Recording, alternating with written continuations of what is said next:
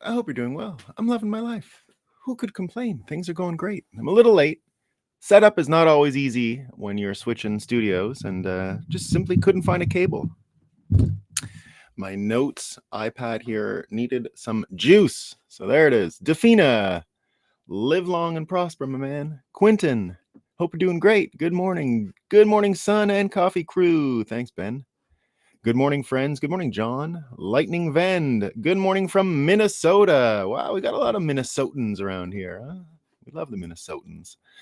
Christine, good morning, Christine. Thank you for coming. We appreciate it. A lot of dudes around here, so we always love your presence because purely dude environments, I like them, but not for what we're doing here. Robert, good morning. BTC delivers indeed. Hoddle T, Washington. Good morning, Thomas. Good morning, all. Bonk to the moon, indeed. Assalamu alaikum, Indiana Bezos missing his orange hat. Just need my Amazon Prime to accept sats and we Gucci. Muslim Bitcoiner, that's what we're going to talk about today. I think we're going to hear some good news from our friend Jeff Bezos this year. I'm ready for Daddy Bezos to pump my bags. I think he's gonna, guys. I think there's stuff happening. I'll explain it today. What I'm seeing. Good morning. Let's have a great day indeed. Bon matin. Good morning, Bitcoiners. TGIF, coffee, and peace. We love it, B. No FOMO here in Florida. Finally able to catch it live. Thanks for the great shows, Nolan. Thanks for coming, Greg. We appreciate it. Thanks for letting us know. Hola. How's it going, Matt? Hola. I always pronounce the H's in Spanish for some reason. Bezos has been in a long time personally, same as Diamond. Yeah, maybe, Dan. We're going to be talking about publicly today, though. P-Man says, nice graphic. Good morning. Yeah, it took me a few turns. It wasn't... it was giving me skinny nerd Bezos a lot, and it was giving, it wouldn't put Bitcoin in there. I don't know what was up with it this morning. So you got to trick it, huh? You got to trick it. You really got to trick it. You got to say the same thing in a few different ways sometimes, and it will give you what you want.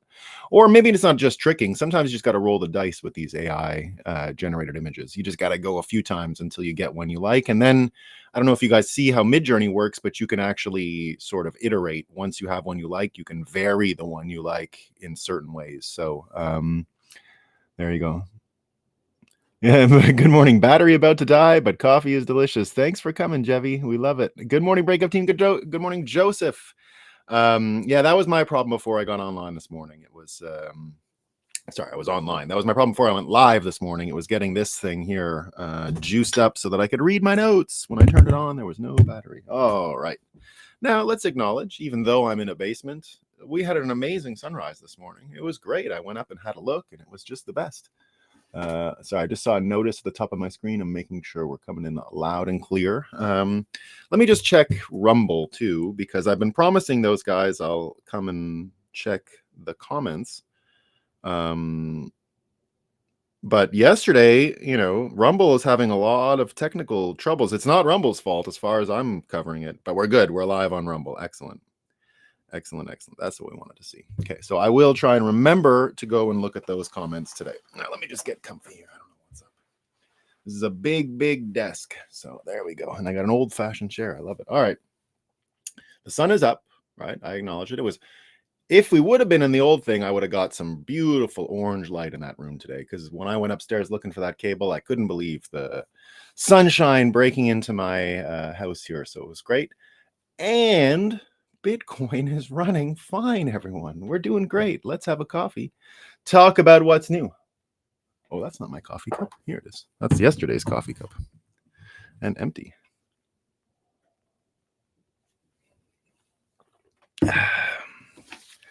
Might have missed it. Are you in Barbados? Not yet, P-Man. No. I'm in Ottawa for the holidays. We like to...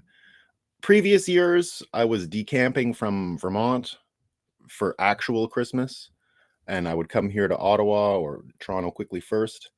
But it's kind of sad in a sense, because it's like you got to get rid of your crazy, and I'm not coming back to the house, right? So it's like you get rid of the Christmas tree, you pack up all the gifts.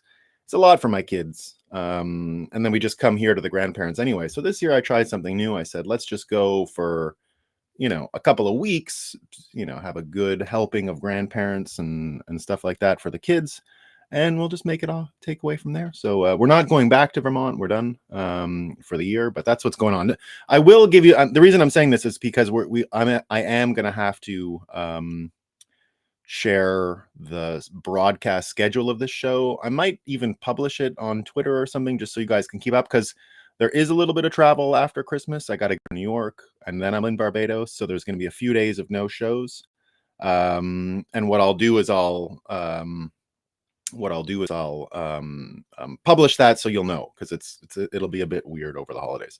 And then suddenly in the new year, on the 2nd or the 3rd, we'll be coming at you live from the new Southern studio in Barbados, the global Breakup Studios.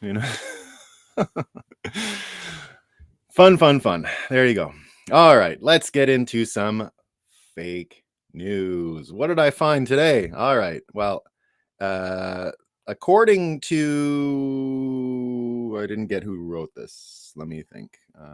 Looking at the font, looks like the daily news in grandparents. Well, it's not really. This is a sewing room, P-Man. This is the basement. I was shown this room when I arrived, because I normally take over the reading room upstairs, and it's a big disturbance. Right, it's in the middle of the house, and it's fine for 2 or 3 days. They don't mind, but we're here for 2 weeks. So when I arrived, my father-in-law, a Japanese, he's Japanese, right? My father-in-law is Japanese, and so he says.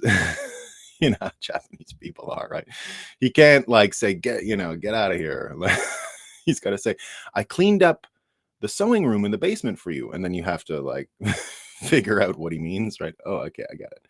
But I'm happy here. It's fine. This is great. I run a wire down here, so I got, I think, good enough internet. Anyway, let's get into the fake news. So, turns out a third of millennials support closure of nightclubs as COVID cases surge. Up to 33% of those aged between 25 and 40 supported the government closing down nightclubs. So good. Here's in our series of Trump will be a dictator things. They're going to be the ultimate genre. By the way, have you guys seen the mashup video yet of all the the quotes of Trump? He'll kill people. He's gonna kill the first lady when they're using the Anne Boleyn Henry VIII thing.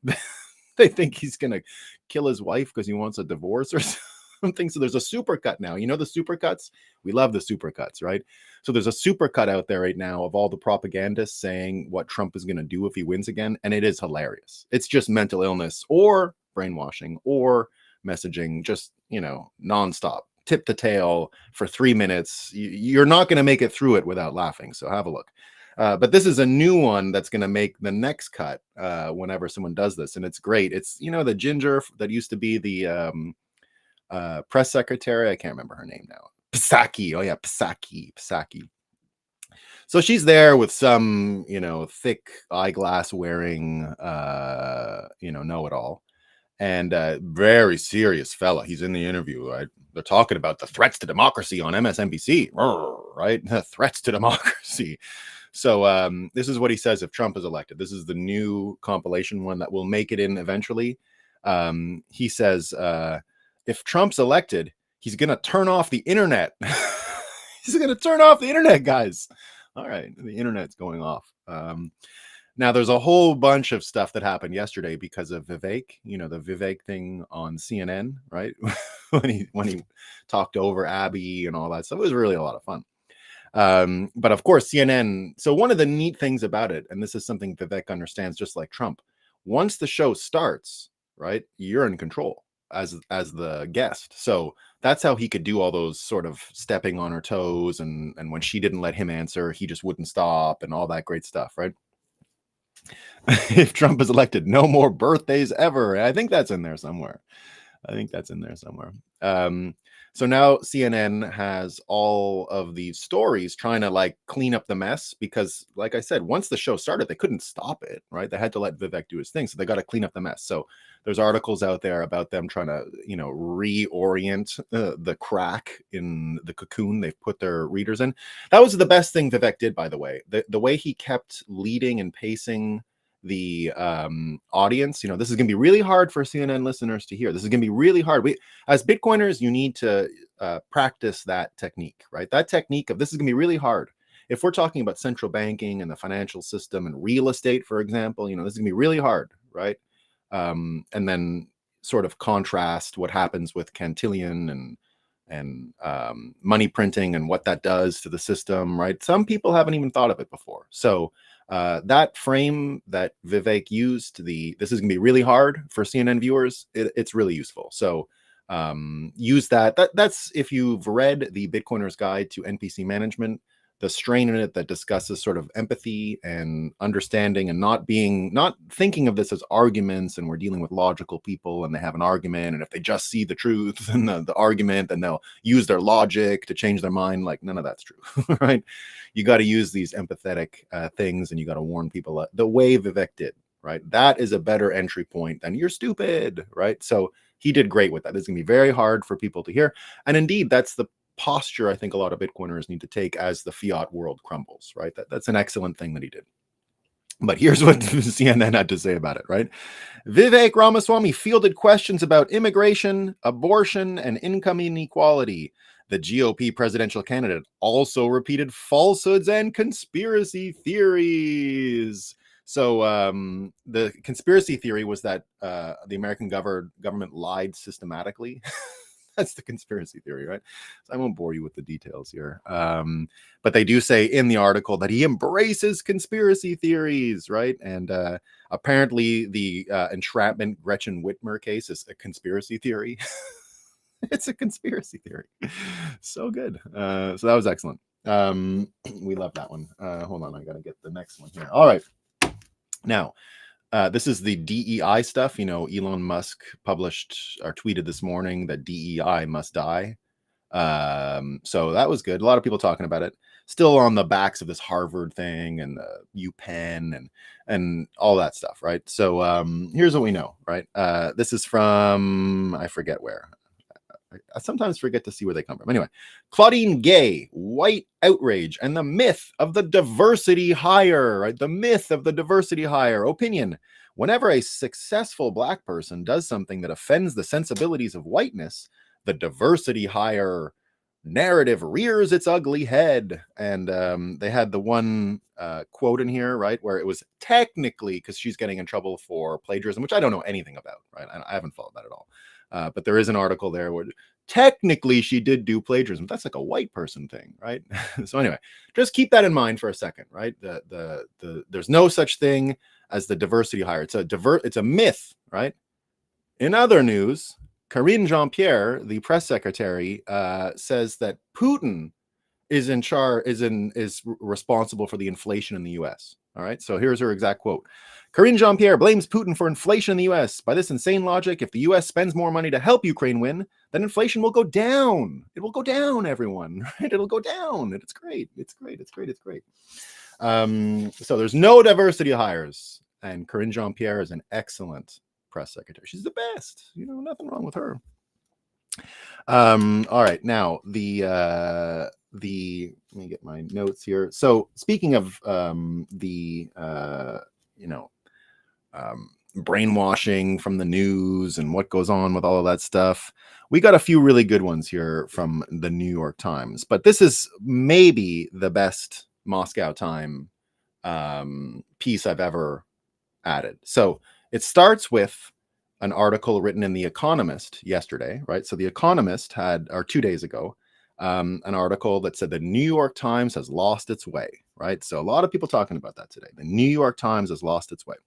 So Barry Weiss has mentioned it. She brought up the letter. A lot of people talking about it because it's a big publication. The Economist writing an op-ed that goes against the New York Times, saying not just whatever the New York Times said here is wrong, saying that the New York Times itself is a scam, right? So that happened. And it provoked the owner of the New York Times, right? The Sachs, I can't remember their family name, but the people who own it, right? So the people who own the New York Times, and the fella, he's like my age, right? Beautiful one, thanks, Austin. The fella's my age, and he runs the New York Times. And because of this economist thing, he wrote a op-ed of his own, right, in opposition. And I submit it as one of the greatest Moscow Time pieces you'll ever read. I'm going to read the whole thing because it's something else, right? So this is what he says. So James Bennett is the fella who wrote the piece in The Economist, who is a former New York Times guy. So this is what he says. This is the editor-in-chief and owner of the New York Times, saying, I don't know if he's the editor-in-chief, but he has like an editorial role with them, right? So he's not nobody there. James Bennett and I have always agreed on the importance of independent journalism. This is the owner of the New York Times, guys. All right. So this is all Moscow Time because it's from him. So he's always agreed on the importance of independent journalism, the challenges it faces in today's more polarized world, and the mission of the Times to pursue independence, even when the path of less resistance might be to give in to partisan passions. But I could not disagree more strongly with the false narrative he's constructed about the Times. Our commitment to independence is evident in our report every day, whether in the wars in Europe and in the Middle East, the turmoil on college campuses, or the political mood of the country on the eve of another election year. Our 2,000 journalists are breaking stories, holding the powerful to account, and seeking to shed light rather than heat on the most divisive issues of our time, regardless of whom our coverage might upset. Our readers now also have the benefit of an opinion report that has grown in size and ambition since 2020 and has only expanded upon its commitment to exploring a wide range of viewpoints. Today, we have a far more diverse mix of opinions, including more conservative and heterodox voices than ever before. James was a valued partner, but where I parted with him is on how to deliver on these values. Principles alone are not enough. Execution matters. Leadership matters. This is from the owner of the New York Times, like just saying that out loud as if no one would resist it, right? This is what else happened with the New York Times yesterday. This is a New York Times headline. This is what he says is just us doing our job, right? State Department's fight against disinformation comes under attack. What? The Global Engagement Center has become the focus of Republican-led criticism that the U.S. government coerces social media platforms into removing offensive content. Whoa, who wrote this article? So the New York Times is down the middle, and they're running articles about the attacks on misinformation. Oh my goodness! And what is it they're referring to? They're referring to the Federalist Daily Wire lawsuit against the State Department. Oh my goodness! Oh my goodness! What's going on here? Mike Benz points out that the writer of this article, Steve Lee Myers, his all of his life experience is in foreign policy blog work. He was so he covers misinformation for the Times. He worked in Washington, Moscow, Baghdad, and Beijing, where he was up to some stuff, right? He was up to some stuff. So all of this combined, right, shows the New York Times, right, according to this guy who says it's just our efforts to combat misinformation are getting fucked. Listen to our owner. Our owner says we're right down the middle. So obviously we're just trying to stop the lies, right? Now, what was great about all this? So Michael Schellenberger mentioned quite a bit. Oh, it's the Ox Salzburgs or something like that who own it. That's the name of this guy. So Michael Schellenberger had a lot to say about it, and what's going on with the Salzburgs and what's going on with this article from the Economist. Michael Schellenberger says here, right? This is from the article. One day, when I relayed a conservative's concern about a double standards to Salzburger, he lost his patience. He told me to inform the complaining conservative that that's just how it was. There was a double standard, and he should get used to it. A publication that promises its readers to stand apart from politics should not have different standards for different writers based on their politics. But I delivered the message. There are many things I regret about my tenure as editorial page editor. This is the only act of which I am ashamed, right? So there you go. It's it's amazing, right? Someone even coming out and saying they're ashamed. Now, Barry Weiss said exactly this, right? She said the definitive essay about how the New York Times. So Barry Weiss, by the way, left the New York Times for similar conditions, right? The definitive essay about how the New York Times lost its way by a person who was there to witness all of it, my former boss and friend James Bennett. It is also a story about social ostracism, scapegoating, and cowardice, right? So Barry Weiss could be a speaker at Bitcoin 2024, negotiating. Hopefully it works out. We would love to have her. But so all this was going on with the New York Times yesterday, and a lot of people commenting. It, like I said, it brought out the owners of the paper to defend themselves with a whole script on fake news. So another thing happened yesterday, which was Vladimir Putin gave a press conference, right, and with all kinds of people, right. It wasn't just local Russian media. The New York Times was there, right? And at one point, the person leading, and it was just Putin on stage with all an auditorium of reporters. And so the New York Times guy is called on first when Putin has done his speech, right, by the moderator. But Putin tells him no. Let's go to the Chinese Xinhua News first. So New York Times had to sit down, right? Pretty funny stuff. He also, this is what Fisher King writes about it. Putin can sit down, deliver a few prepared remarks, and then take questions at a press conference for several hours. Apparently, he does this every year at Christmas time on every conceivable subject. Could Biden do it? Anyone in a Western democracy do it? And our press said Putin was dying over and over. Fisher King says, I think Vivek can do it. And I would say Trump obviously has done it more than anyone. And if anyone thinks that Putin is good at this, get real compared to Trump. Trump is the only politician I've ever seen. Vivek can do it too, but that was offering something like 10,000 unscripted words a day during the 2016 campaign. I saw that, right? If you compared it to what Hillary Clinton did, which was 0 unscripted press conferences ever. Remember, she didn't have a press conference for 8 months, 9 months, or something like that.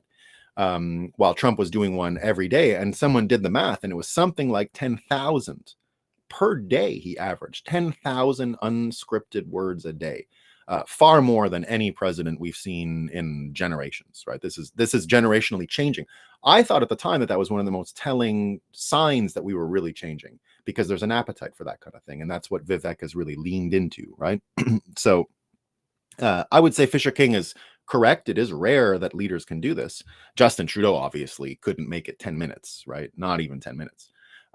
So he couldn't make it through. He couldn't make it past a question. He would probably screw it up, right? He'd cut the person off, and none of it would make sense. So he could never do it.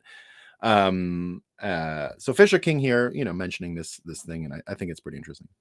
So the Putin Russia thing, right? He also said, while this was going on, within this interview, he said the following. He says that the persecution of President Trump has exposed the US political system as rotten. They cannot pretend to teach anyone about democracy. Everything that is happening with Donald Trump in front of the whole world sees it except Democrat voters. Now, remember, I said this the minute Bukele started criticizing, because Bukele was the first world leader to criticize any indictment against Donald Trump, right? Remember, Bukele said that. Bukele said the first time they indicted Trump that they cannot go around the world bragging about being the democratic leader and the leader of the free world and all that stuff, that they were losing that mandate. They were losing that resource, really. Maybe America's greatest resource, right? One of America's greatest resources, the moral leadership that they showed for many years. But they threw that out. It's gone, right? They can't do that anymore. They can't say, look at us, we're the right ones, right? That whole narrative, and it was probably broken for a long time, but it still worked. Doesn't look like it's going to work anymore. So Putin mentioning the whole world knows, right? That the whole world can see it. Now, I mentioned this piece that the whole world can see it for a very specific reason, right? So we're talking about the New York Times. We're talking about Putin not calling on the New York Times, saying everyone can see that democracy is screwed and it's not working and America doesn't have it, right? That it's an obvious thing. Okay. So for a long time now, I've been saying, why the hell, you think of the New York Times, right? We just talked about the ownership of that and who owns it. For a long time, I've wondered what the hell Jeff Bezos is doing owning the Washington Post. And my logic was always the same. It's a question that I can't stop. Like, remember the thing about Rome when everyone's like, men think about Rome all the time, right? Remember that was going on a few weeks ago. Well, my thing at the time was, why? How does Jeff Bezos own the Washington Post? It was nagging me, like it was bothering me. I still don't have a straight answer. I think some of the blackmail stuff might answer it, but it's obviously not a business decision, right? So Jeff Bezos yesterday did an interview with Lex Friedman, one of these 3-hour deals, right? And it was actually super interesting, right? I learned stuff about Jeff Bezos that I never knew. So I'm not a Jeff Bezos fanboy. I don't know anything really about him, right? He never annoyed me. He never said anything so stupid that made me think something's up with this guy. It was only his ownership of the Washington Post, which I questioned, because his companies, right, Amazon, I mean, it's amazing. It's amazing. Like the Prime, even the video thing is incredible. It's the only one that works. You try and download a fucking video from Netflix and travel with it. You try and do that on the Disney app. I canceled the Disney app. Garbage.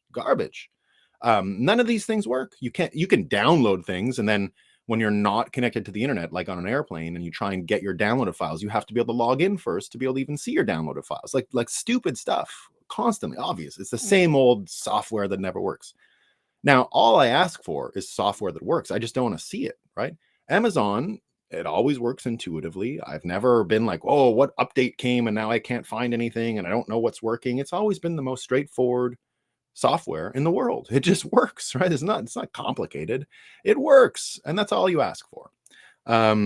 So I've always been fascinated by Bezos, for sure. And I've never been able to put him, let's say, on a team. Right now, I get Washington Post. You'd think, like, what's up with this guy? Why own something that's so detrimental to American brains that literally, yeah, Kindle is fantastic for reading. I mean, it's the best. Like, look, I'm trying to separate the man from the products here, right? Let's just think about the products for a second. They're excellent. They're really good, right? They're really good. So what I learned from the interview yesterday, and this is stuff I never knew, right? I never knew his childhood and background because I'm sort of new to him, right? Not new to him. Of course, I've known who he is. Always been fascinated with the products, but as a person, I didn't find myself curious about him, right? Other than this Washington Post thing, which made me curious about him, but I'd never pursued it to understand his background. Now, from this interview with Lex Friedman, I found out I didn't know any of this stuff. So it turns out he was immersed in like a really demanding Texas ranch lifestyle. I didn't know he grew up in a Texas ranch, and that his grandfather was the one who ran the ranch, and he did everything: repairing windmills, constructing fences, pipelines.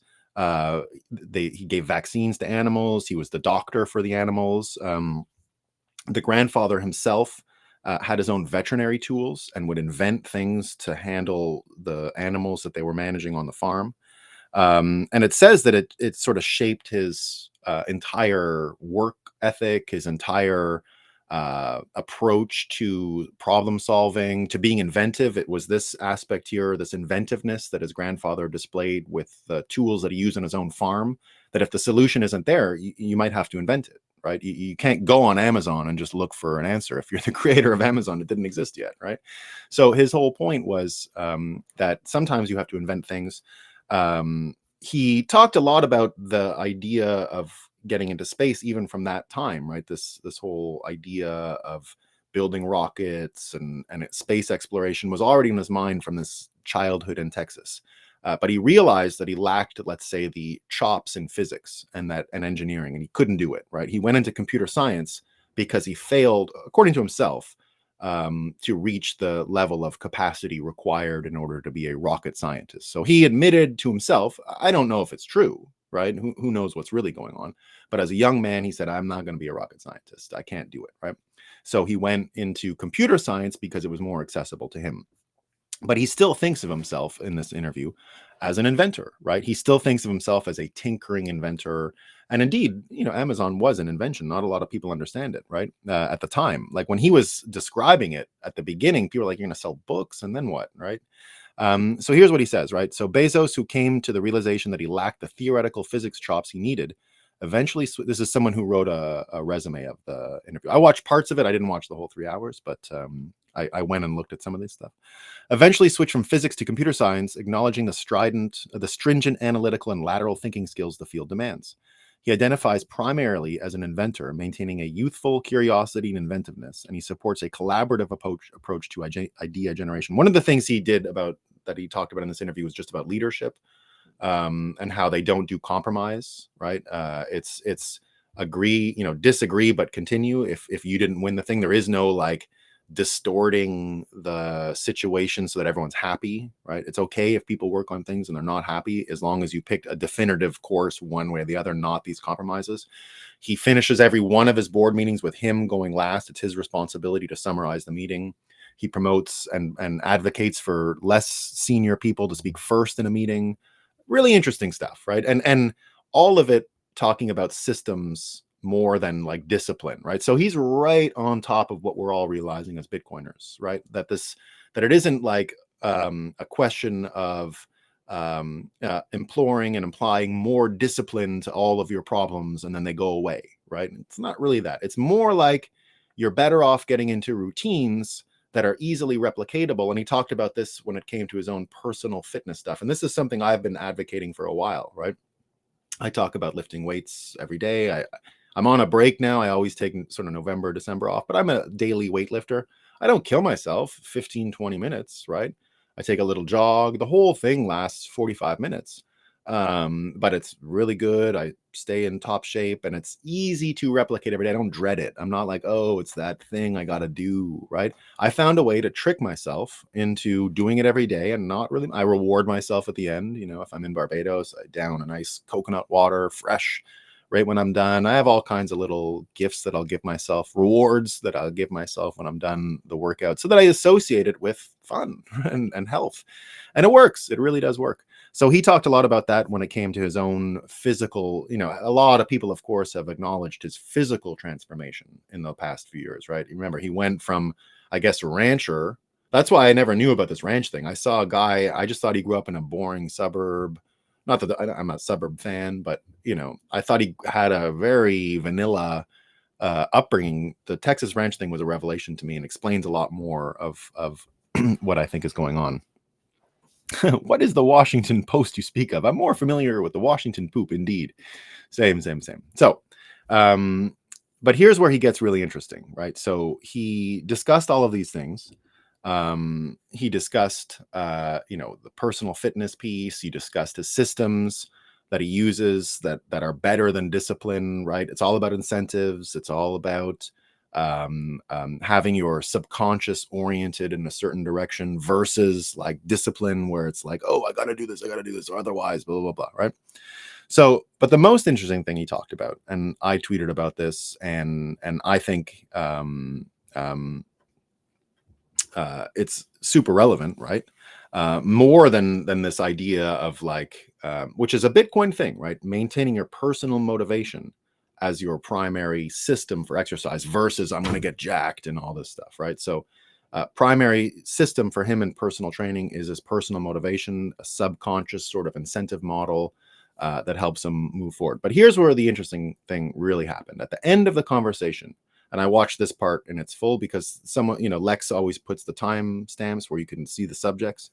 So the very last thing he discussed was the 10,000 year clock, right? So he described this 10,000 year clock. It's amazing, right? So it's getting built in a huge hole in Texas, like a 500-foot deep hole. And then the mechanical parts and all the things that go into this clock are set, to last 10,000 years. It will chime maybe like once every couple of years. It will tick every couple of years, right? The cuckoo clock might come out every 100 years or something like that. But he says over time, the point would be to alter the time preference of people on Earth so that we prefer to have time preference that will allow us to think over the long term. He called long-term thinking a giant lever that can solve most of our problems, right? So he's very attuned to all this. So he says the point would be build the clock, it'll become a symbol, and it will actually enter the subconscious of people. in order to alter their time preference for them to make long-term thinking decisions and solve things over the long term. Interesting stuff, right? So the clock in its physical design, he's interested in the engineering of this clock and how it would work and all these things, right? Here's what the person says, right? Bezos endorses the importance of stretching our perception of time when addressing major issues, exemplified by his investment in the 10,000-year clock, a symbol designed to instill a mindset of long-term responsibility. He muses about the longevity of human civilization versus the impermanence of nation states, hypothesizing about humanity's evolution and expressing a nonchalant attitude towards death, underscoring a desire to witness future developments.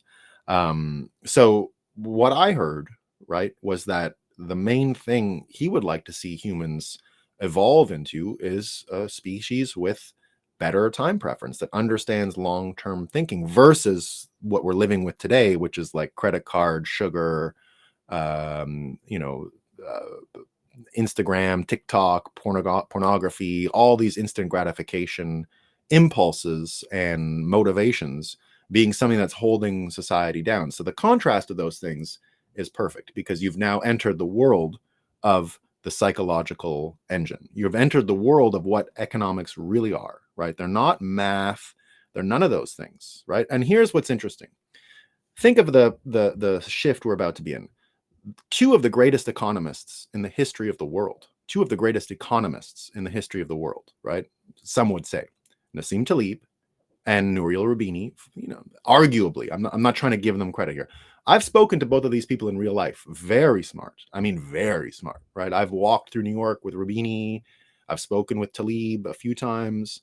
These are not stupid people, right? They're you know, we can disagree with them, but they're at the top of that world of economists, right? Both of them took a run at Bitcoin. Top of the game people took a run at Bitcoin, and both of them were destroyed. I mean, destroyed. They're done. They're stupid. Their minds are completely done, right? They've been exposed as either stupid or frauds or whatever, but they're done. No one will ever take these people seriously after the mental breakdown they had when their abilities and skills and insight and brilliant economics thinking were applied to Bitcoin because it ran them over, right? Now, those are economists. That world of economics is treating it like math, as Roubini and Taleb do. They think it's math. It's not math. The economy, right, is nothing to do with math. There's numbers. We see the numbers, but that's not the economy. Not even close, right? Economics are a psychological engine. They are about the perpetuation of wants, fears, all of these things. There's nothing to do. That's how we make decisions. We don't make decisions because, this will be more profitable, right? It doesn't work that way. It's what you want. Now, if you really want profit, you'll make decisions for that, of course, right? But Bitcoiners have understood for a long time that the nature of the money that we use itself is what's calibrating our time preference, right? And if money is debt, easy to produce, easy to spend, easy come, easy go, you're going to get an easy come, easy go attitude, easy come, easy go consumption, easy come, easy go product delivery, right? It's going to be that the whole time. So when he comes in and starts discussing time preference and real economics being a psychological system, not a financial one, not a numbers math one, as Roubini and these economists have failed every time. It's actually an engineering thing. It's actually engineering, right? Engineering and psychology mixed together. And that's why I think squaring down on these things about time preference, understanding really what's going on with the change we're going through, that we're leaving a time when these economists would be the experts on the economy, right? We're entering a time where we're going to see the engineers become more and more important. The people like Elon Musk, who, remember, he's not really an engineer, but I don't know anyone who understands human motivation and psychology better than Elon Musk. I mean, look at the marketing around the Cybertruck, right? Look at the marketing around Tesla. Remember, what was it, like insane speed or whatever? That it's the fastest car. Now the Cybertruck, you know, the best ad he had was when the Cybertruck beat a Porsche 911, but the Cybertruck was towing a Porsche 911 behind it. This is Elon Musk at his best. This is Elon Musk showing, and Elon will say sometimes, "Oh, I'm a autistic." Are you sure? Are you sure? Now, the reason I don't know anything about autism, really, right? I hear like people talk about it, but in the case of Elon Musk, aren't autists supposed to be like not aware of human psychology? I can't think of someone who understands it better than Elon. Right now, I can't think of anyone who understands it better, as manifested by the products he makes and the marketing that come with it and the engineering behind it and what that means and all that stuff, right? So put that together with what um, the skills that Jeff Bezos has, and you're going to see something I think amazing in 2024, which is Jeff Bezos sort of reading the room, right? Reading the room, understanding the world is changing, understanding that however he got involved in the Washington Post, that world is done.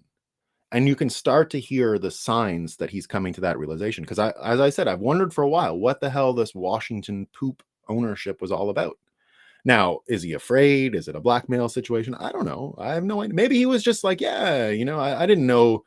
I want to help out my country, right? And the CIA asked me, and I'm a naive fella, and I'm busy building Amazon, and sure, I'll give it a hand. And now all of a sudden he realizes, well, maybe it wasn't the right deal, right? So imagine this is what ends up being the interesting scenario. The engineers, not the economists like Taleb, not the people who use words as their operating software, right? The people who understand things in terms of engineering, system design, psychology, those people like Elon Musk and Jeff Bezos are going to start to realize that, and I think Elon has already made that realization, obviously, right? That the current system has to be completely destroyed and that it is completely rotten and it has to be totally replaced.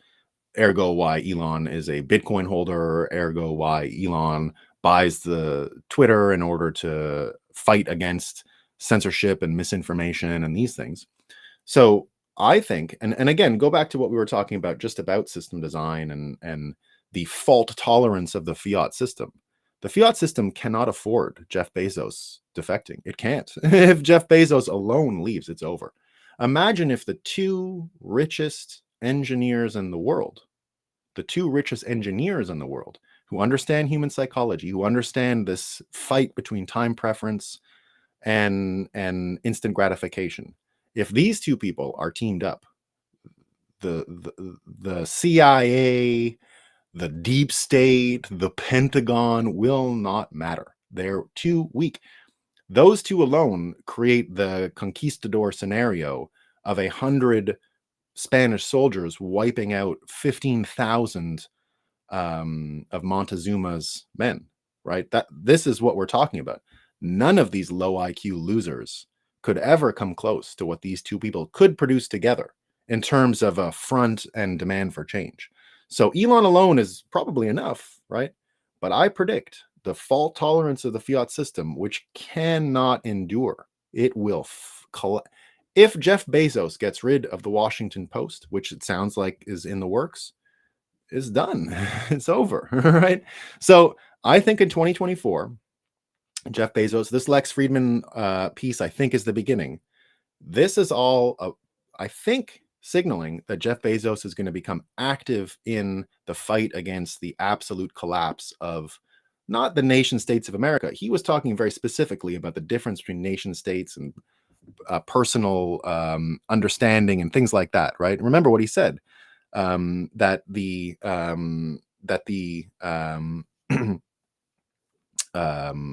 here, let me see. Yeah, trillions of humans living across the solar system he talked about. But I just want to get to this nation state quote that I had.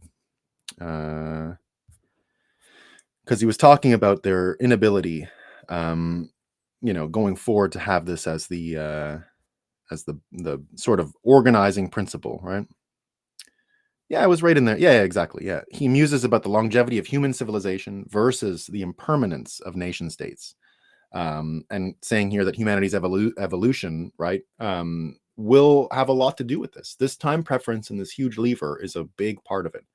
And I believe, I really fundamentally do, that the psychology around Bitcoin, this time preference piece, is actually what will win and destroy the US dollar. It's all that. It's not the Now, the memetics of 21 million and all this stuff, of course, supplant that argument or support that argument. But if you have people like Jeff Bezos signaling across the world that time preference is what is required to get through this, and a bit of patience and a bit of not jumping to conclusions, not letting the dopamine flow for everything that outrages you and everything you see and everything you're addicted to and all that stuff, you're now in a scenario where we could actually have a complete flip of systems in 2024. And I believe that's going to happen. I believe we are going to a bimetalist system in 2024. The US will be forced into it, like El Salvador, like Argentina. And from there, we will see a complete change of our financial system in our lifetime. It's happening now, right now. So incredibly, I am predicting right now that Jeff Bezos in 2024 finds Bitcoin, pumps the bags, and is as big of a catalyst as the ETF. So there you go. I think the new accounting things are going to put Bitcoin on Amazon's balance sheet. I think Jeff Bezos overtly defects from the mind virus spreaders and joins the team fighting against that, and will help create a better time preference system for all of humanity. So I'm a bullish on Bezos. Plus, well, Jack's already in. Yeah, Jack's already in. Yeah, he should say that. Honestly, if that happened, Bitcoin graffiti, that's D-Day. That's over. It's done. That if it happens that the Washington Post is sold for Bitcoin, I don't. Of course not. Of course not. But well, not of course not. But if it does, I mean, it's a non-zero chance. But of course, the chances are low. But the symbolism of that act alone, I think, ends the war. I think it ends World War III.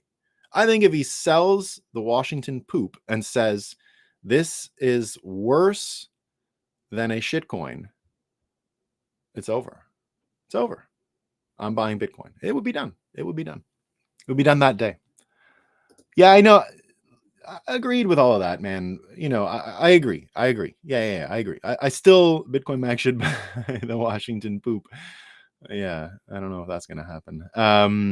I don't know about, okay, I'm not, he has some soul searching to do, I think, but I'm not bearish on him. Sailor should buy the Washington poop. No, Sailor's got to stay away from these fucking people. He's just got to steer clear. I think there's only a handful of people who can handle this kind of heat. And Jeff Bezos is one of them. You don't want Sailor in a blackmail situation, right? Right now, no one gives a shit. But do you know everything Sailor's done in his life? I don't. Maybe he's a saint. Maybe there's nothing there, right? But if he gets involved in these people, like, he just doesn't seem like a person who's been targeted by the blackmailers yet, right? Not rich enough, or wasn't before Bitcoin. Maybe I'm wrong. I don't know. I don't know what happens at that level. I don't know what triggers the blackmail people to visit your house. No. Sailor statues, love the guy. Never gonna, not think he's great. But he's sort of so deep in our team that he can't change minds outwards. You know what I mean? Like he's preaching to the choir already. I don't think he's preaching to the brain dead masses.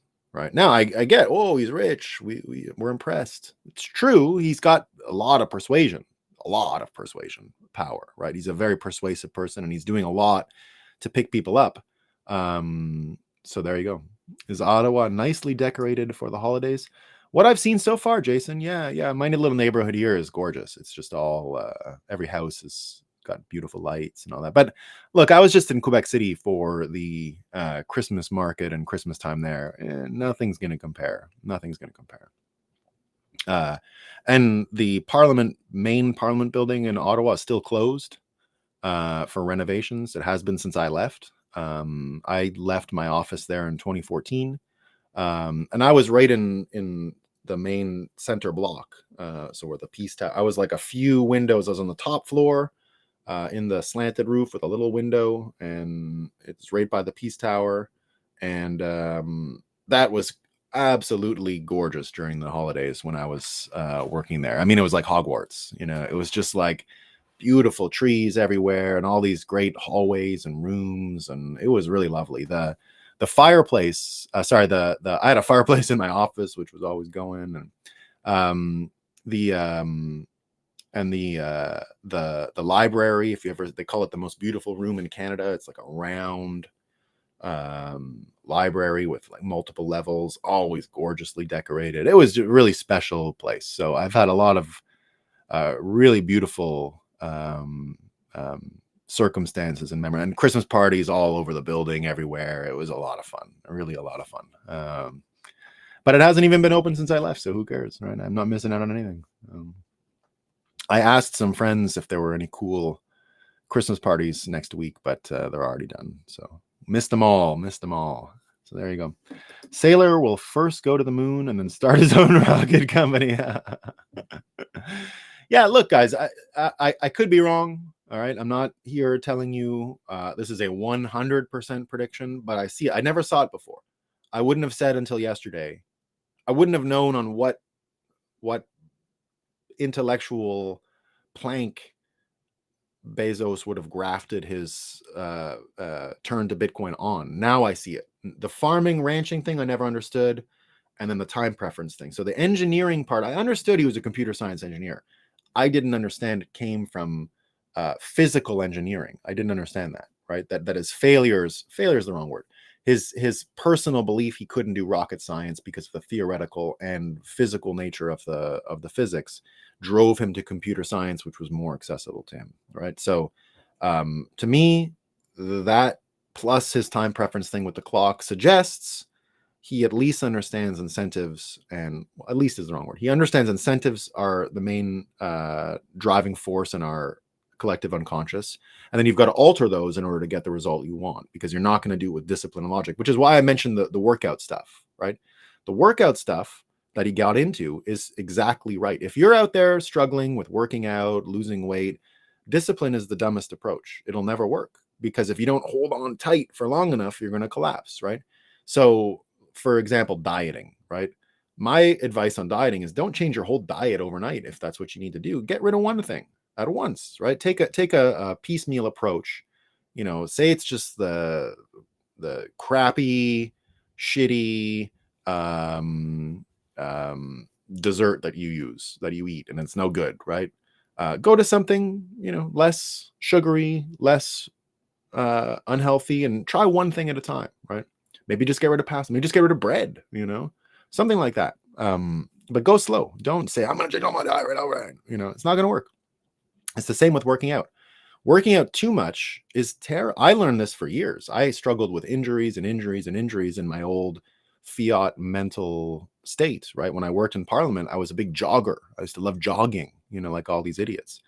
I gotta run a marathon, gotta run. It's good for me, right? No, it broke my body down all the time. I was constantly injured, constantly dealing with this and that and a limp and blah, blah, blah, blah, blah. It wasn't until I completely changed my approach, which was literally just tricking myself into like, you know, what do I do for a delicious coconut water?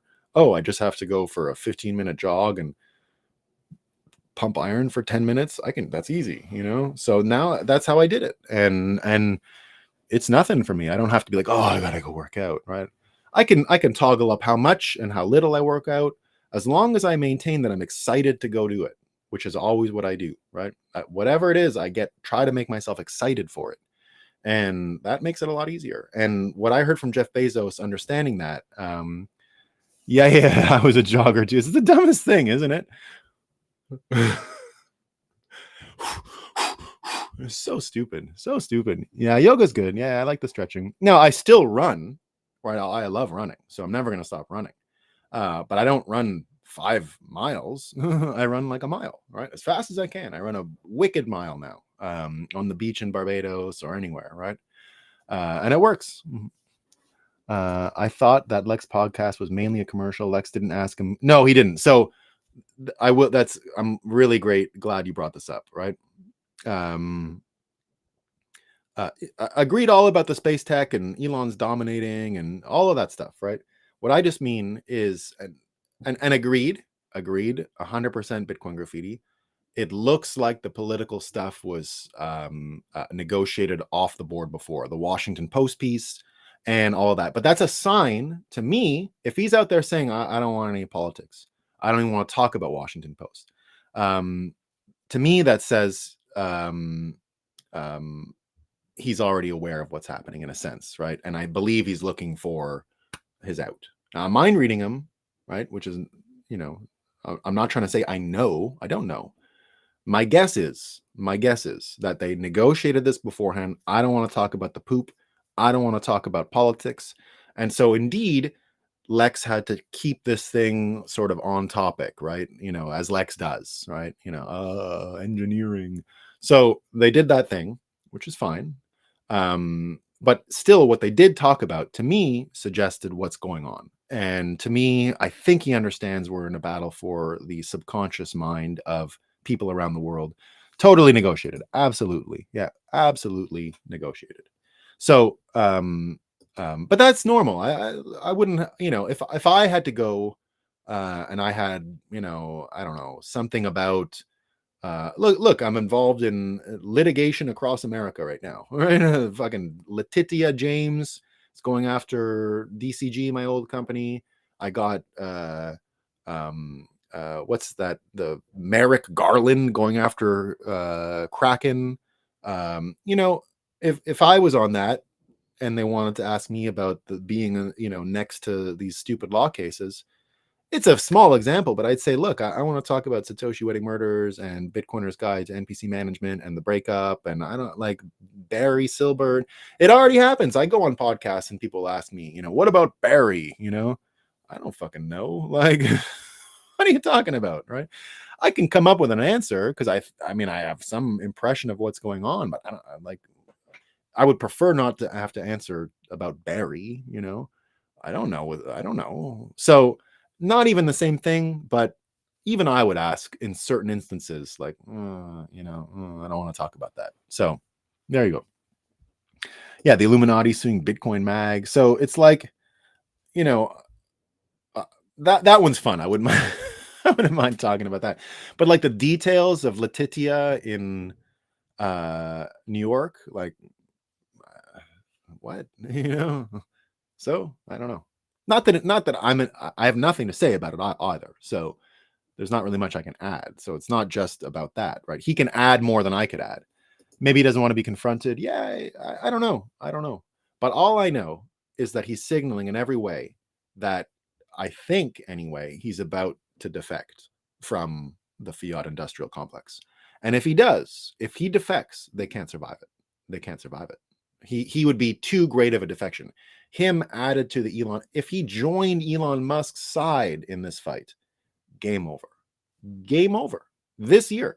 And all he needs to do to join Elon Musk's side is literally sell the poop and buy Bitcoin. And if he does those two things, the game is literally over. Ding, ding, ding. We win.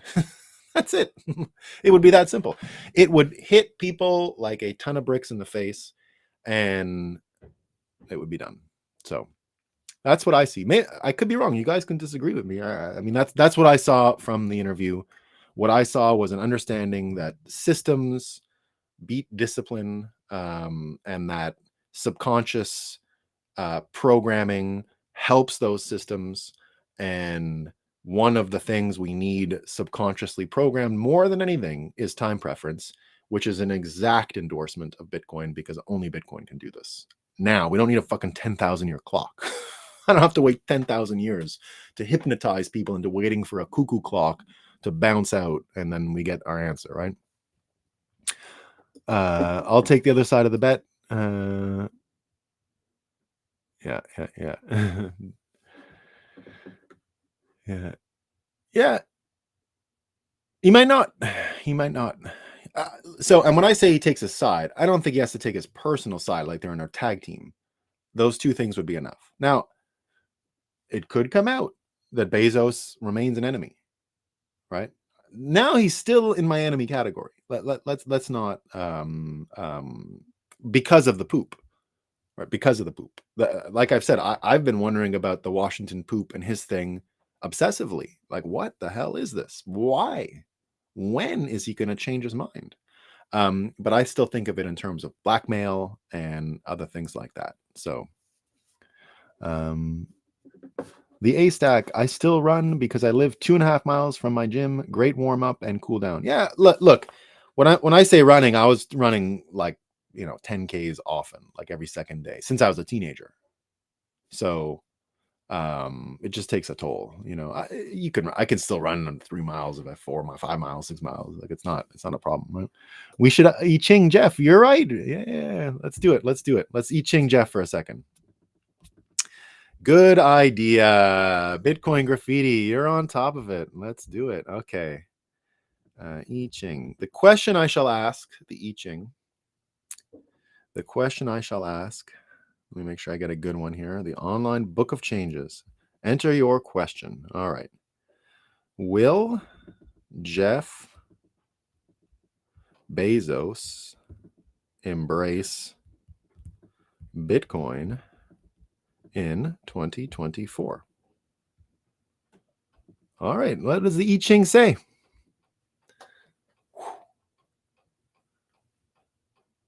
Oh, come on.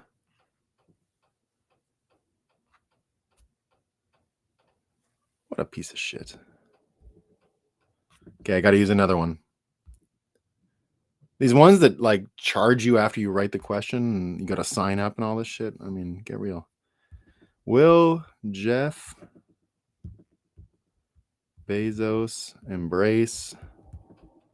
Everyone okay with that question? Bitcoin in 2024. Let's go. Come on.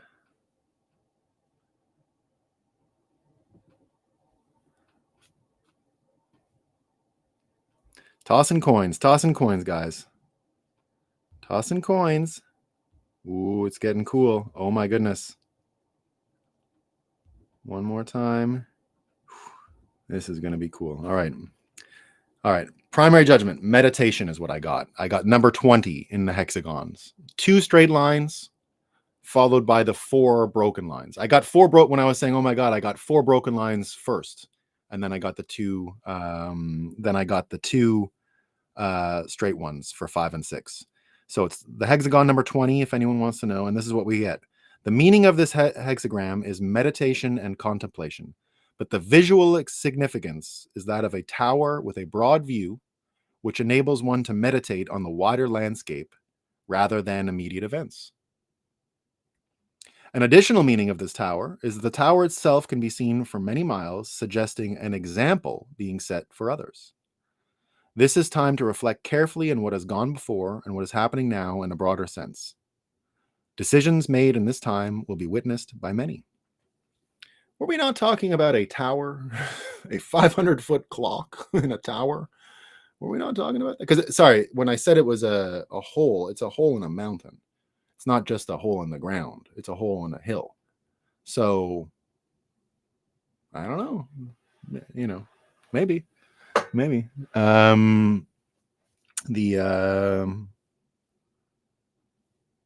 This is time preference. Am I missing something? Tell me if I'm missing something. Kind of a tower and a high point. Yeah. And a lot of people will notice, is what they said, and it's a time of contemplation. Reflect carefully. I mean, I see confirmation bias, so I don't know. I see what I want to see here, right? Remember, I agree with all science that I already agree with. Easily.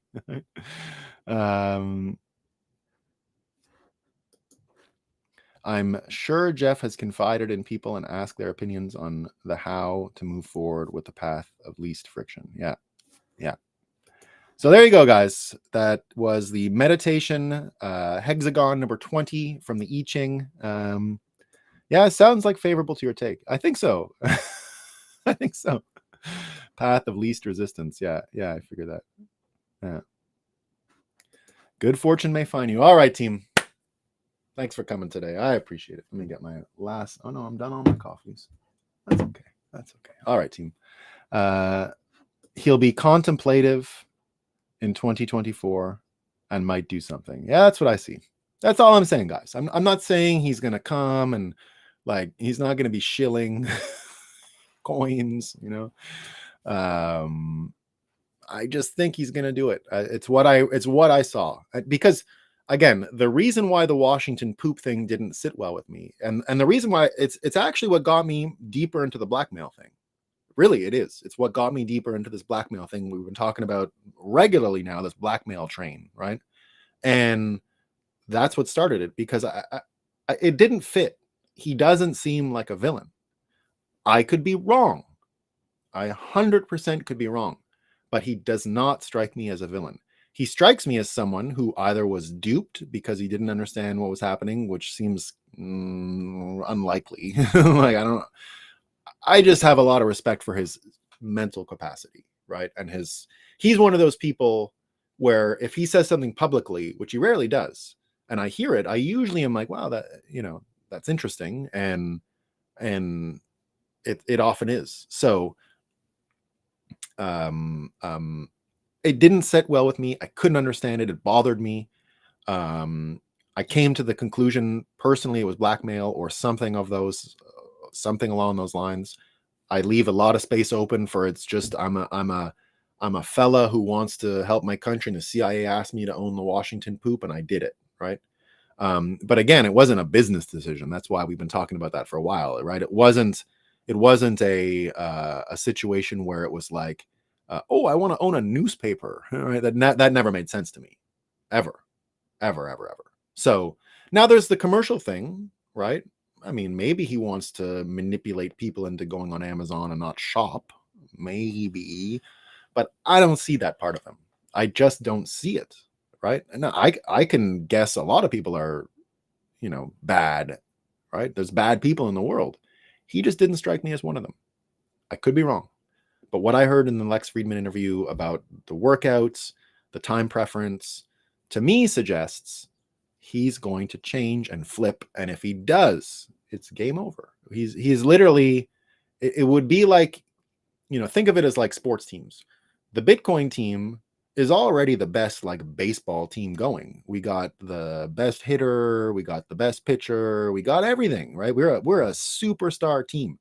The other teams might have, you know, more money and more players and all that, but you know, if you don't have the best home run hitter, it doesn't matter, right? So Bezos isn't even playing. He's not even in the game, right? If he joins this team, it would be like adding, you know, Otani. he's amazing, right? He's amazing. So, and if he joins the Bitcoin thing, imagine, just think about this. Even if Amazon just puts Bitcoin on the balance sheet, I don't care about buying shit with Amazon for Bitcoin. It would be cool in the future, but it's not like what I need. As long as he personally put Bitcoin, according to the Michael Saylor thing, on the Amazon balance sheet because he's worried about sovereign risk, it's also game over, right? He's on our team then. So there you go. All right, 2024 excitement guaranteed. I agree. All right, team. Peace. Have a great day. Have a great day. I hope your Friday is excellent, and I shall see you all tomorrow. I'll be around for a Saturday show. Indeed. Well, that's not true. Hold on. There's a chance I go to Montreal today for my kids' Christmas party. They're here with me, obviously, in Ottawa, but their homeschool is having their Christmas party in Montreal. I may drive. One of them is still sick. We'll see. I may drive to Montreal. If I do drive to Montreal, there's no show tomorrow, but I'll let you know. And then next week, I will put up a schedule for the days that I don't plan on doing a show because I travel to New York the 29th. I travel to Barbados the 30th. And then it probably will take me because I get in right for New Year's. I don't think I'll be able to get the show up and running. I might need to buy something or whatever, right? A cable or something like that. So I'll put a few days, you know, till the 2nd probably. I'll probably do a show on the 2nd of January after we take a bit of a Christmas break. But I'll let you know. I'll publish it once I figure it all out. And you should have a guide to joining the Breakup gang and having some coffee and talking about fun stuff. All right, everyone. Peace.